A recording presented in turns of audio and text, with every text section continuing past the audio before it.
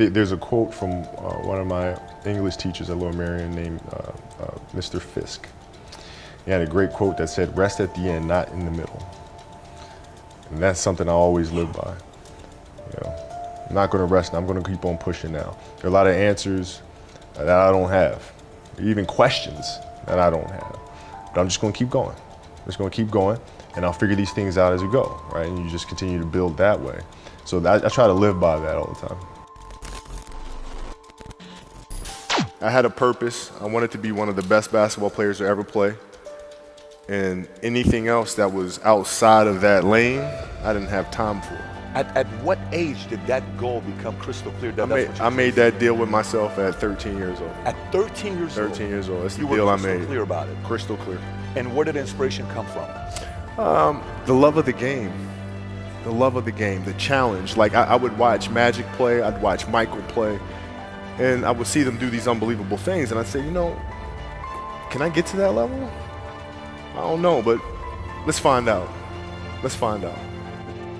I had a summer where I played basketball when I was like 10 or 11 years old, and here I come playing, and I don't score 1 point the entire summer. I remember crying about it and being upset about it, and my father just gave me a hug and said, "Listen, whether you score 0 or score 60, I'm going to love you no matter what." Wow. Now that is the most important thing that you can say to a child. Because from there I was like, okay, that gives me all the confidence in the world to fail. But to hell with that, I'm scoring 60.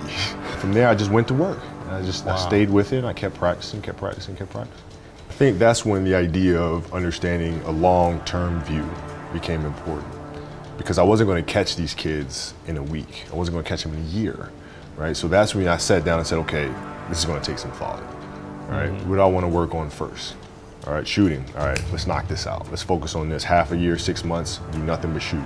When I came back the next summer, I was a little bit better. I scored. Yeah, it wasn't much, right, but I scored. 12, 13. And then 14 came around, back half of 13, 14 years old, and then I was just killing everyone. What I had to do was work on the basics and the fundamentals.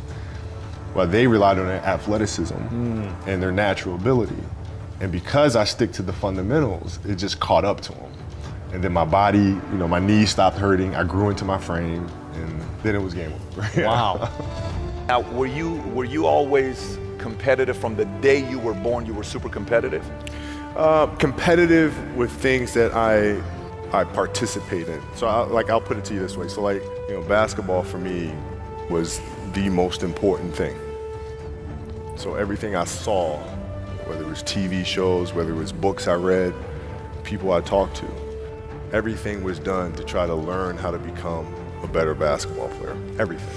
Everything. And so when you have that point of view, then literally the world becomes your library to help you to become better at your craft. So at 13 years old, I had a kill list. And so, they used to do these rankings. It was Street and Smith basketball rankings. And I was nowhere to be found because I was like 6'4", scrawny, like 160 pounds soaking wet. So I was like 57 on the list. And so I would look at 56, 55, all the way up to number 1, who these players are. I got to hunt them down, right? And so that became my mission in high school, is to check off every other person, all those 56 other names, hunt them down and knock them down. So I would size you up and see what your strengths and weaknesses are. How do you approach the game? Are you silly about it? Are you goofy about it? Are you good at it just because you're bigger and stronger than everybody else? Right? Or is there actually thought and skill that you put into it? Right? And when I'd play to my weaknesses. I always work on the things during those games that I was weak at. Left hand, pull-up jump shot, post game. Right? So I have a strategy. Yeah. What was really your work ethic like, and for how long did you stay disciplined? Every day. Since 20 years. It was an everyday process, and trying to figure out strengths and weaknesses. For example, jumping ability. My vertical was a 40, it wasn't a 46 or a 45. My hands are big, but they're not massive. Right? So you got to figure out ways to strengthen them so your hands are strong enough to be able to palm a ball and do the things that you need to do. Quickness, I was quick, but not insanely quick.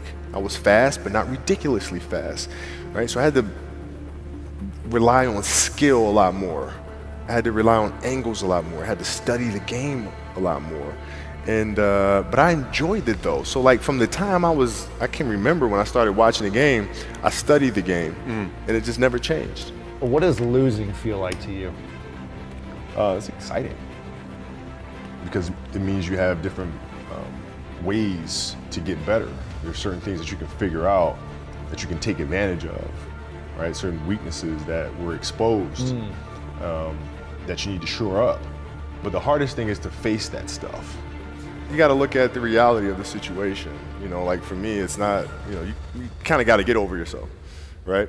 And then after that, it's okay, well, why did those air balls happen? Got it. I didn't have the legs. So I look at it with rationale and say, okay, well, the reason why I shot air balls is because my legs aren't there. I go, well, next year they'll be there, right? I got to get stronger. You have to do the hard stuff and watch that game and study that game to not make those mistakes over and over again. You got to deal with it. Face it. Got to deal with it. Face it, learn from it. It sucks to lose. Right. You don't want to have that feeling again, do you? Right? So you got to really study it, face it. And not to say you'll win the next time you face it, but at least you'll give yourself a better chance. Yeah. It's an obsessiveness that comes along with it. You want things to be as perfect as they can be, understanding that nothing is ever perfect. But the challenge is try to get them as perfect as they can be. And what can you do? It's in your control. So control what you can. I don't know if that's what you call the Mamba mindset, but how did you develop that? And when did it start? It started in middle school and high school. Because a lot of the kids that I was playing against were inner city kids. And so they're looking at me as if, okay, this kid's soft. They felt like they could try to be physical or try to intimidate me and do all this other stuff, which they couldn't, right? You're trying to attack me, how am I going to attack you? How can I mentally figure out ways to break you down? How can I show you that, no, I have the edge? And what would you do to mentally break people down then? One of the things I would do is while everybody would be at the cafeteria work, eating and doing all sort of stuff, I'd just go back to the gym. And so that was my way of showing them, you're not going to outwork me. Wow. I see a lot of players take vacations with other players that are close friends. And we'll just take vacations just to take vacations or just hang out just to hang out. Like I never did that. But it was a choice. Not though? Why didn't you do that? Well, because when I retire, I didn't want to have to say, I wish I would have done more. I don't want that. I played games with the flu. I played games with 102-degree fever, man. And we had a game against Toronto in 2000, and Vince was tearing the league up. My back was jacked. So I would be in the layup line like, okay, there's a lot of days where you can rest and recover. Today ain't one of them. Your back can bother you any other day. That ain't bothering me today. He gonna have to see me today. You're playing against the Golden State Warriors. You're about to take your shot, and then all of a sudden, boom, Achilles happens. Friend of mine, Nima, he says, I have no clue how the hell this guy did it. He went and hit the free throws, and then you walked off the stage. How the hell do you tolerate that kind of pain? I use this.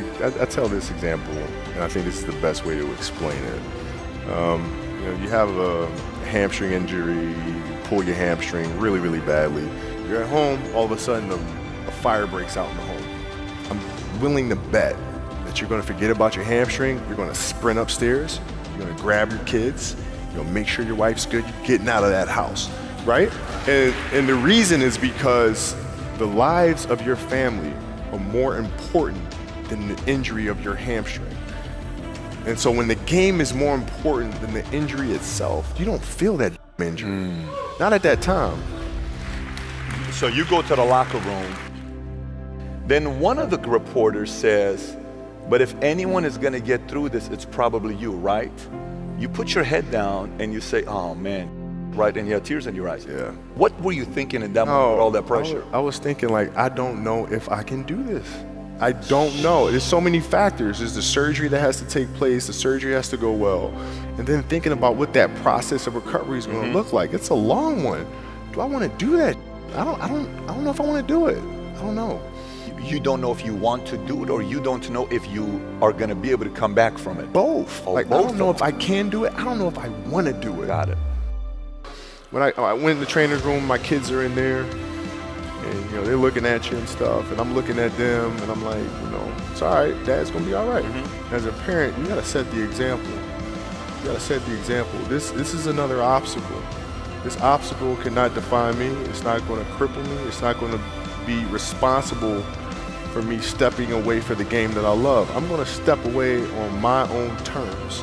And that's when the decision was made that, you know what, I'm doing it. Yeah, you gotta lead by example. As parents, you gotta lead by example. If you want your kids to do whatever it is they want to accomplish in life, you have to show them. If you do the work, you work hard enough, dreams come true. You know that, we all know that. But hopefully what you get from tonight is the understanding that those times when you get up early and you work hard, those times when you stay up late and you work hard, those times when you don't feel like working, you're too tired, you don't want to push yourself, but you do it anyway. That is actually the dream. That's the dream. It's not the destination, it's the journey. And if you guys can understand that, then what you'll see happen is that you won't accomplish your dreams. Your dreams won't come true. Something greater will. I think the definition of greatness is to inspire the people next to you. I think that's what greatness is or should be. It's not something that lives and dies with one person. It's how can you inspire a person to then in turn inspire another person that then inspires another person.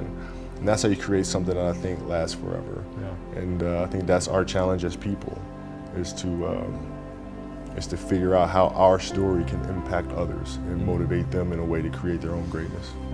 What can I say? Mamba out.